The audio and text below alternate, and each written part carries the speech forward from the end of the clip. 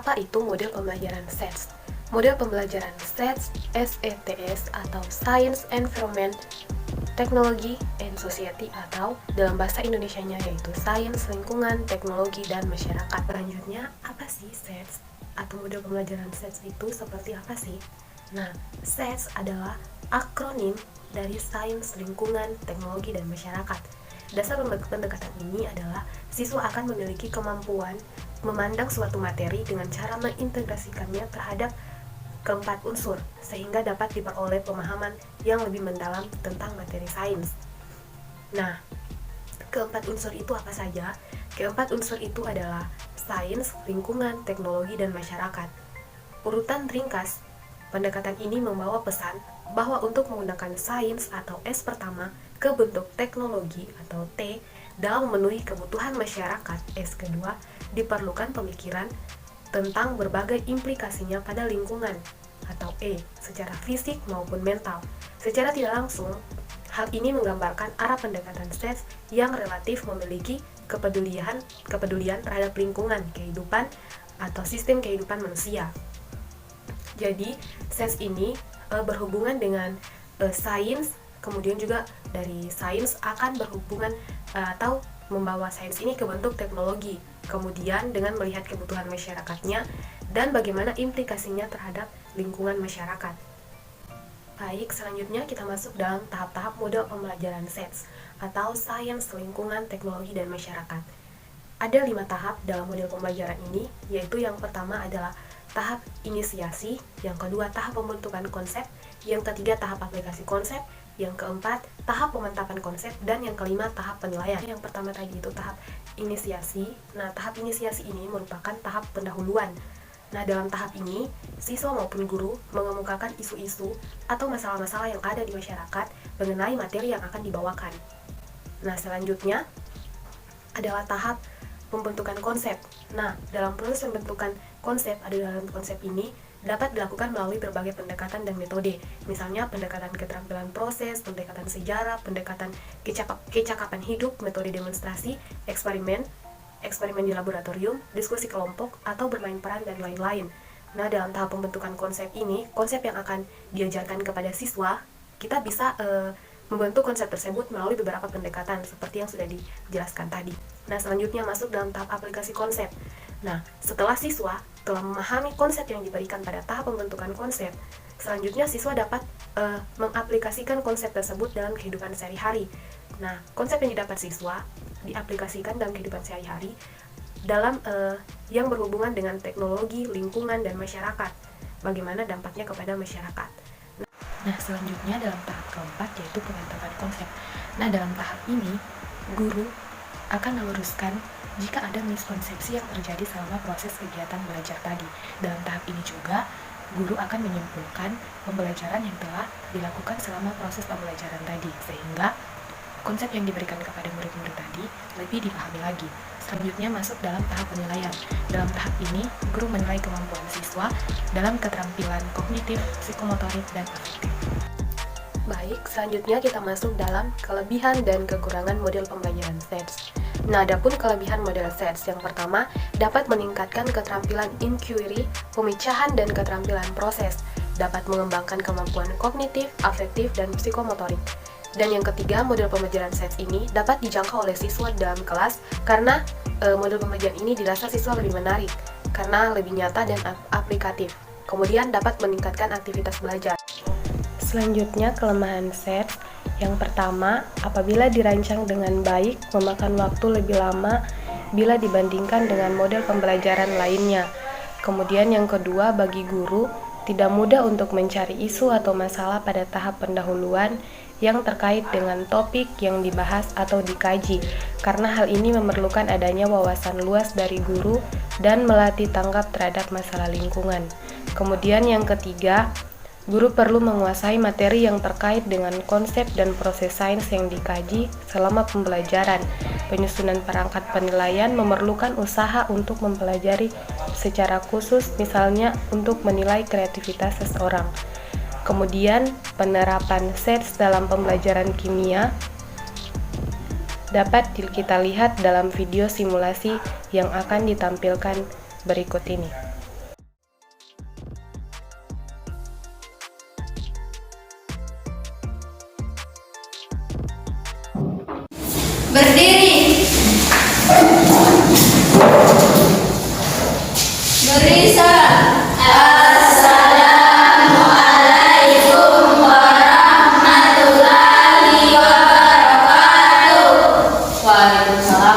warahmatullahi wabarakatuh. Duduk. Apa kabar kalian hari ini anak-anak? Alhamdulillah baik. Ya, alhamdulillah. Nah, sebelum ibu memulai proses pembelajaran, ibu tanya dulu kehadirannya kalian. Ini hadir semua? Hadir. Oh ya, alhamdulillah.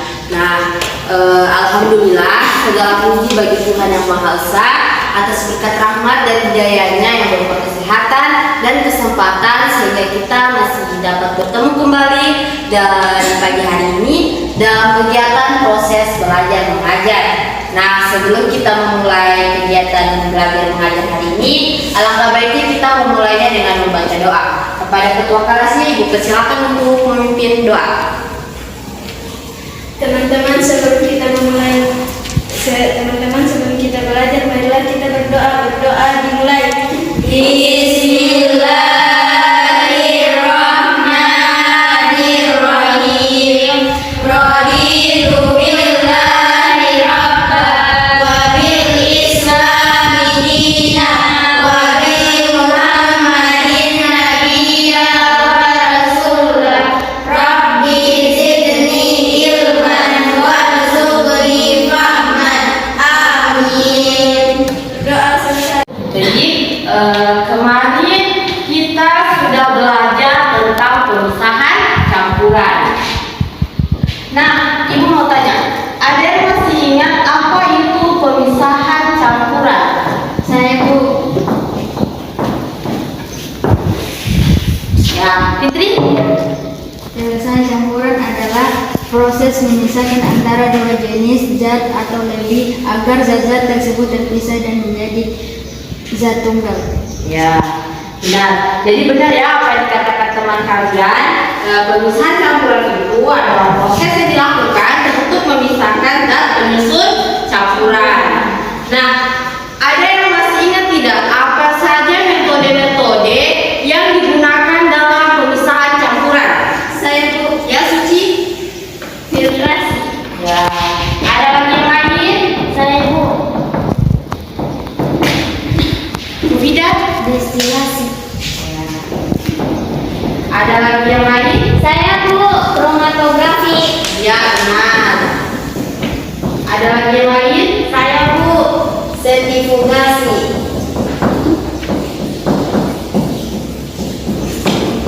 Ya, benar ya apa yang dikatakan teman kalian. Namun perlu kita ketahui bahwa dalam pemisahan campuran banyak sekali metode-metodenya selain dari keempat metode yang telah teman kalian sebutkan tadi. Nah, jadi di sini kita akan membahas tentang filtrasi. Filtrasi atau penyaringan. Nah, dijelaskan sedikit ya tentang filtrasi atau penyaringan. Nah, filtrasi atau penyaringan adalah metode pemisahan untuk memisahkan zat padat dari cairan dengan menggunakan alat berpori.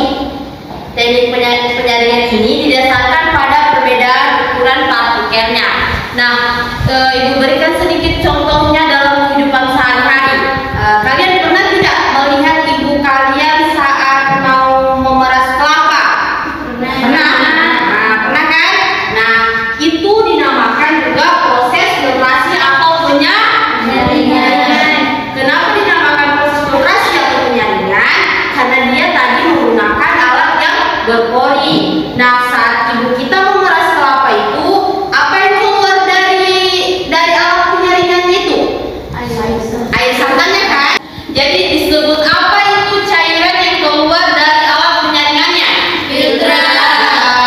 Yang di atas penyaringannya itu disebut apa? Pas kelapanya itu disebut apa? Residu. Ya, oke, benar semua. Nah, jadi proses filtrasi atau penyaringan ini bisa diaplikasikan ke masyarakat luas. Ada yang tahu tidak? Apa sih contoh dari proses filtrasi atau penyaringan yang ada di lingkungan masyarakat? Saya Bu. Ya, coba Putri. Proses penyaringan atau pengolahan air yang ada di PDAM. Nah, benar ya apa yang dikatakan teman kalian bahwa proses pengolahan air yang ada di PDAM itu memanfaatkan proses filtrasi atau penyaringan. penyaringan yang skalanya besar dan juga menggunakan teknologi yang alatnya serba canggih semua karena mengikuti zaman modern saat ini. Jadi sudah paham kan semuanya seperti apa sih itu proses filtrasi atau penyaringan kan? Sudah. Oke. Nah, di sini Ibu akan membentuk kalian kelompok kecil dan kalian akan berdiskusi. Tapi sebelumnya Ibu akan menayangkan kalian video bagaimana sih cara filtrasi atau penyaringan secara sederhana dengan menggunakan alat dan bahan yang ada di sekitar kita. Teman-teman, mari kita simak video berikut ini.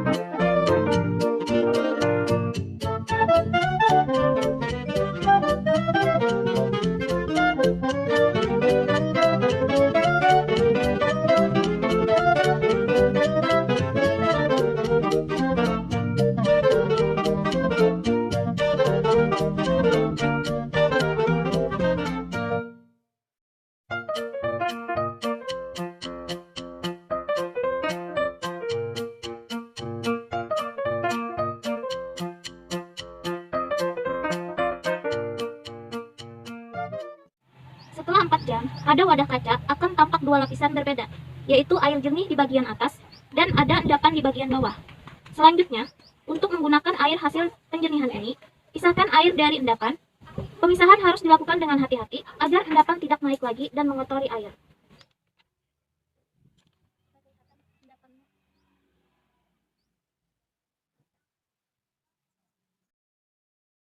Ini adalah hasil perbandingan antara air yang sudah mengalami koagulasi dan air yang belum mengalami koagulasi. Terlihat perbandingan antara botol A dan botol B yang sangat signifikan. Bisa kita lihat dari perubahan warnanya dan terjadinya proses penggumpalan partikel-partikel lumpur serta logam yang terkandung di dalam air limbah. Sebenarnya apa yang terjadi saat penjernihan air ini? Air ini menjadi jernih karena perbedaan muatan antara protein biji kelor yang dilarutkan dalam air yang diketahui bermuatan positif dengan partikel penyebab kekeruhan air yang bermuatan negatif, sehingga menyebabkan terjadinya vlog yang semakin membesar dan mengendapkan partikel-partikel penyebab kekeruhan itu. Teknik ini bermula dengan adanya penemuan yang telah dikembangkan sejak tahun 1986 di negeri Sudan untuk menjernihkan air dari anak sungai Nil oleh warga setempat.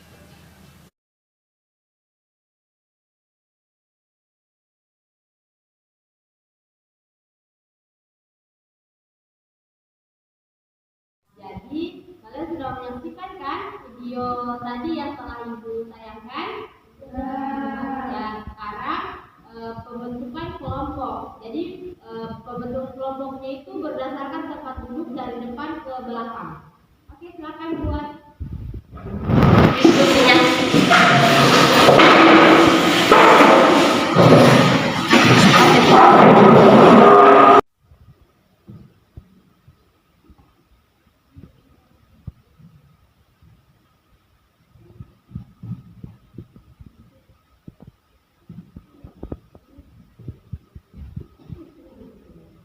Nah, diskusinya sudah selesai kan? Nah, sekarang Ibu persilakan kepada kelompok 1 untuk mempresentasikan hasil diskusi kelompoknya.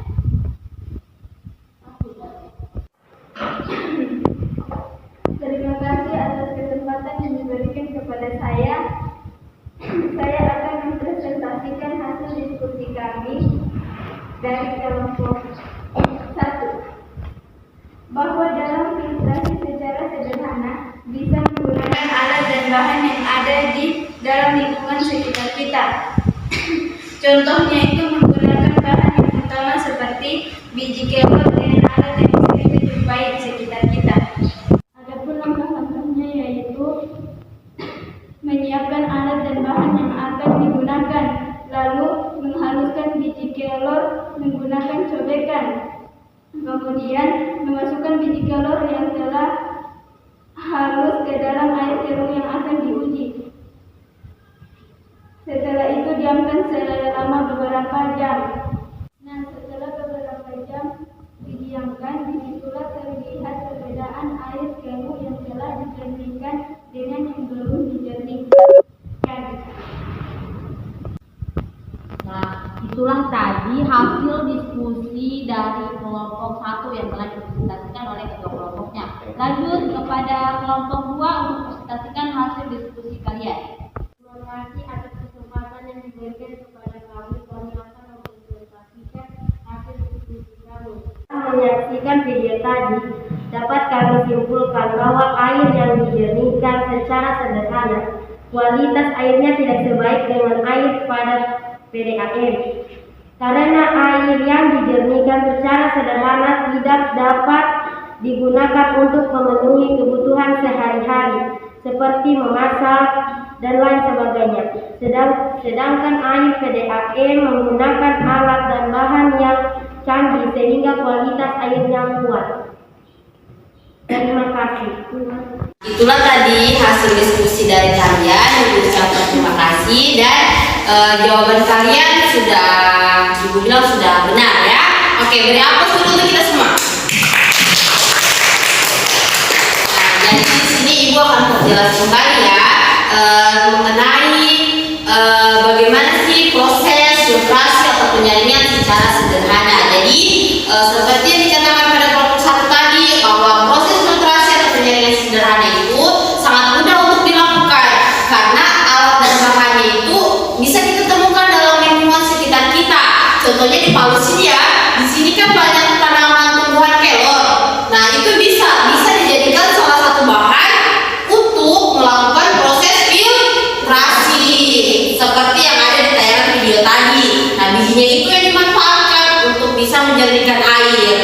Nah, untuk hasil diskusi dari kelompok 2 tadi mengenai perbandingan antara proses filtrasi secara sederhana dengan yang ada di PDAM.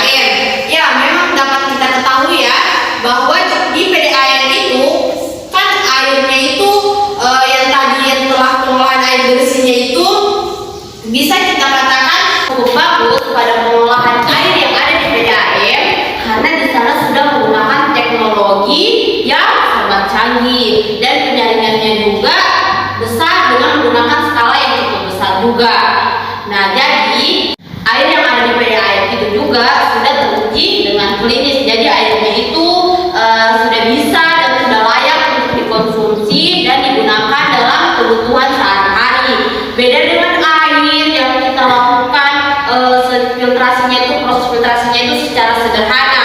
Kemungkinan bisa juga kita lakukan secara sederhana, namun kita tidak dapat mengetahui apakah air itu layak diminum atau tidak, karena air yang kita lakukan secara filtrasi sederhana itu belum dapat kita uji secara klinisnya.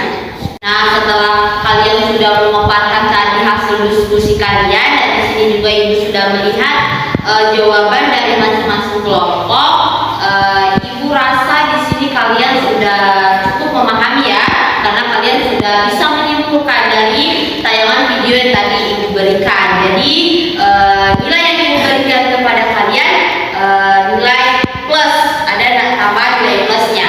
Oke, berikan aplaus dulu untuk kita semua.